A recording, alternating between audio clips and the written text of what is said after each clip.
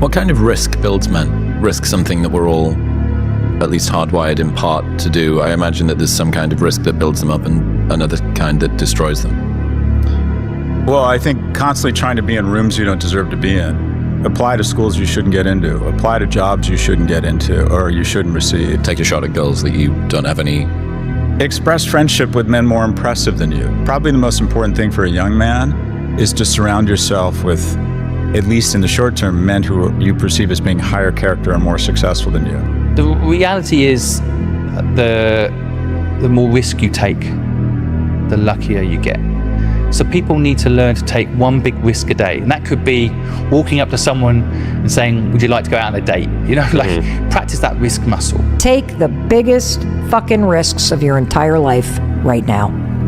Remember, you have time. And in your 20s, you can get so scared and you can be so easily lulled into the idea that good is good enough, that feeling safe and comfortable is what you should always be looking for. That way of thinking in your 20s in particular, dead fucking wrong. I want you to start to create this mindset of taking risks and going big. I say chase your dreams, man. Do that thing, man, that keeps you up at night. That thing that bothers you, man, that makes you trip. You can't quit thinking about it. You always, that thing, man, that you wake up in the middle of the night, you got a new idea. That's what you got to chase. Because anything else, it's gonna disappoint you. What have you got to lose? Exactly. And that was it. And it was like, I have nothing to lose. And that was when I think in the last podcast we talked about this, where it's like, if everybody who's like at the bottom and feels like they have nothing going for them, reframe that as I have nothing going for me, which also means that I have nothing to lose by taking action. It makes you a much more dangerous person. But risk must be taken for the greatest hazard in life is to risk nothing. The person who risks nothing, has nothing, does nothing, is nothing. You have to be willing to just really fucking throw yourself into something. Yeah. And know that, especially in the beginning, there's no time to fuck off here.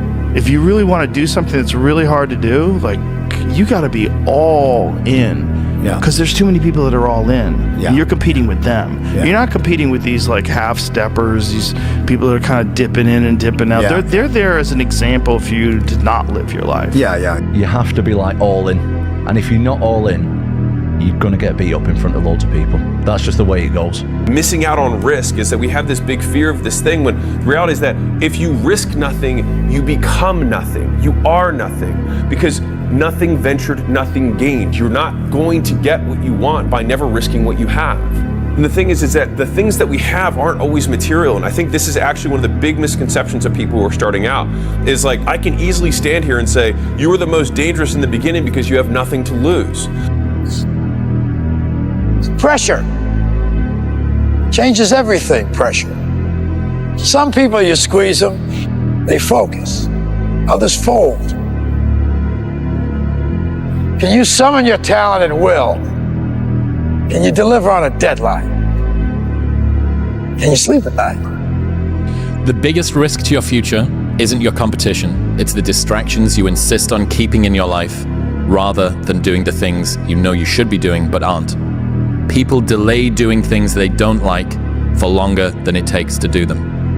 Highest risk takers are the ones that actually win. Elon Musk took $150 million that he made from PayPal. He could have been retired, living on 10% off that shit every single year in some Caribbean island. And he said, fuck it, putting all the money into Tesla, SpaceX, and I'm going all in. And he had to ask for money in order to do what? Rent a room. Risk. No risk, no reward. You want to risk? Okay, that's where the game is played. The fear that people have when they're starting out is that they say things like, I have nothing going for me. I have no advantages. I have nothing to my name. I have no money. I have no network. I have no resources. But using Rory Sutherland's reframing, it also means that you have nothing to lose, which makes you incredibly dangerous. And I think people wildly underestimate how many shots on goal you can take when you have nothing to lose. Whereas when someone has something to lose, they have to be more and more selective about the shots they take. And so you have the perfect conditions for taking risk, because the worst case scenario is baseline, is where you're currently at. A lot of people wait for perfect conditions to start, but don't realize that starting is the perfect condition. Look, you're my best friend, so don't take this the wrong way. In 20 years, if you're still living here, coming over my house to watch the Patriots game, still working construction, I'll fucking kill you. That's not a threat, what? That's a fact. I'll fucking kill you. What the fuck are you talking about? Look, you got something none of us. Oh, come on. Why is it always this? I mean, I fucking owe it to myself to do this or that. What if I don't want to? No. Fuck you. You don't owe it to yourself. You owe it to me. Because tomorrow I'm gonna wake up and I'll be 50. And I'll still be doing this shit. And that's all right. That's fine. We are in control of our momentum. If you are in a terrible place right now, if your life sucks right now, and you're waiting around for things to get better, that's not what you should be doing. That's not how it works. You need to take action. You need to control what you can control, which is your food, what you put in your mind, how you move your body, how much water you drink, who you associate with, the things that are in your control. In life, folks, you cannot change your life unless you change something.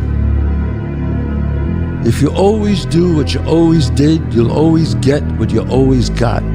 Do everything that you feel, even if you are told that it's the wrong thing. No. But not anything violent. So do what you feel, say what you feel. Like, trust your heart. Yeah, trust your gut. Trust your instincts, because that instinct is who God made you to be. I mean, you're sitting on a winning lottery ticket. You're too much of a pussy to cash it in. And that's bullshit. Because I'd do fucking anything to have what you got. So would any of these fucking guys. It'd be an insult to watch if you're still here in 20 years. Hanging around here is a fucking waste of your time. You know where you want to go. You need your compelling future. You need to keep pushing forward, and you can't expect others to get your dreams, because they weren't downloaded in them. They were downloaded in you. Would you wake up in the morning if everyone that you love's life depended on it and be like, yeah, well, maybe I should scroll on TikTok for a little while? No, you'd be like, I'm going to take action immediately.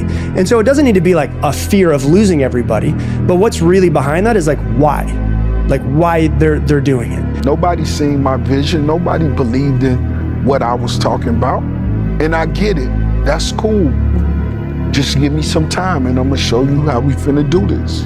If you wake up and every day you obsess over something and you live and breathe it, and that's what you think about, that's what you do, that's what you study on and off, that's what you stay up every night grinding, and no one else even gives a flying about it, it's like, you just feel like a weirdo. Everything in life that's hard is just a series of things that are easy. You just have to take that first step, right? And your idea could be the next Nobel Prize, or it could be the next pool toy.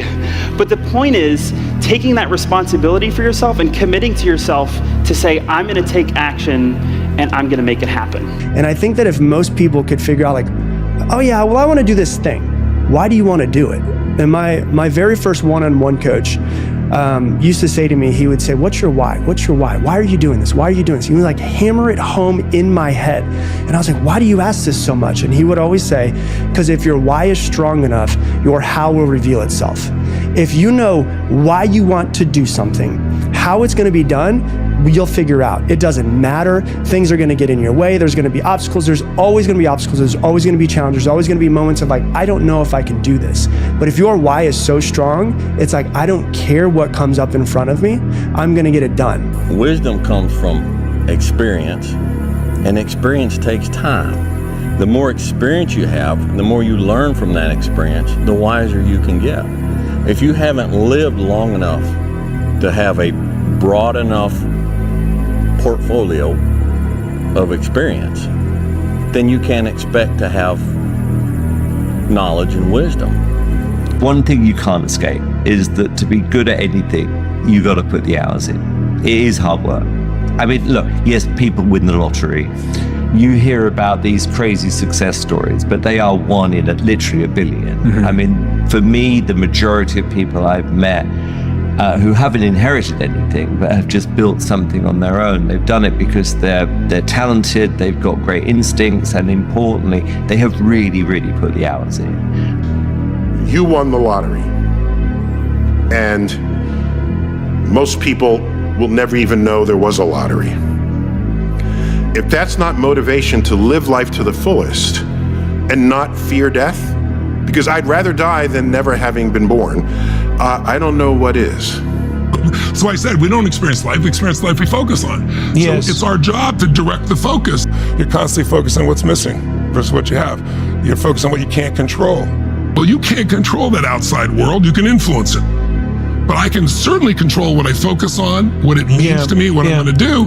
And so now when things come in, they bounce off. Now, most 22-year-olds, irrespective of domain, that's why I have these if you seek to be good at something, then you have a tremendous deficit in experience and repetitions that people who are ahead of you or who have achieved what you want to achieve have over you.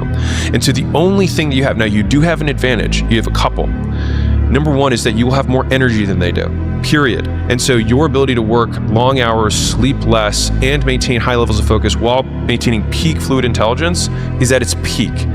Use it. The second thing is that you have nothing to lose.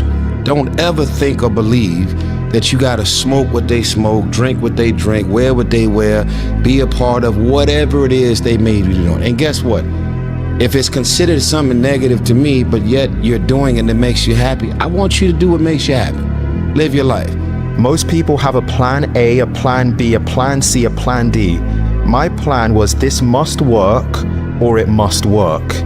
It was this or death for me. Where the best way to fight the demons that chase you in the night is to stop and turn around. Turn around, face them, man up. And so the thing is people always fear being the new entrant. But when you have nothing to lose or you have nothing going for you, it also means you have nothing to lose. And that means that every position on the board always has an advantage, because anybody who has achieved this big thing that you have was also once a 22-year-old who had nothing going for them. You're at zero. Right. You can't get worse than this. You have unlimited shots on goal. And so not taking the shot is like saying, life, I don't want to scratch off this lottery ticket, but the lottery ticket's free. Why would you not scratch it off and try it? You see this guy here staring back at you? Yeah. That's your toughest opponent. Every time you get into the ring, that's who you're going against. I believe that in boxing, and I do believe that in life, okay? Let me tell you something. This isn't elementary school. This is hard work, long hours, high pressure. I need a grown goddamn man. You give me this, and I will work as hard as it takes to school those Harvard douches and become the best lawyer you have ever seen. This is my life, man. Do you know how hard I worked to get here? First advantage is you've got energy. Next advantage is you have nothing to lose. Third is you also have time, and you have very low responsibilities. And so you have not only the ability to put all of yourself into something, you also have no circumstantial things that are preventing you. Now, if someone is listening to this and like, I'm 25 and I've got a kid, cool. And which thing do you want to sacrifice? And I'm not saying sacrifice your kid, but I'm saying like, you're going to have some traits. If your goals aren't powerful, if the vision isn't clear, the old prophet said, without a vision we die, without a vision we perish, without a dream we're nothing. Fear is gone. Make up your mind that fear is not going to stop you from doing the thing you really want to do. Step out and do it today. Well, Confucius had a great saying that, every man has two lives, and the second starts when he realizes he has just one. Fail as much as humanly possible. Everything we think comes into existence. So only think things that you want to come into existence. How you think creates how you feel. How you feel becomes an emotion. That emotion becomes a vibration. That vibration becomes a magnet that attracts things to you. Everyone thinks you're crazy until it works. And so, I mean, if you think of the outcome as the trump card, then all of the pain and suffering that you lead up to that point, if you're just, I'm trying to think of an appropriate saying. I was going to say balls deep certain that no matter what, you will die or you will get there.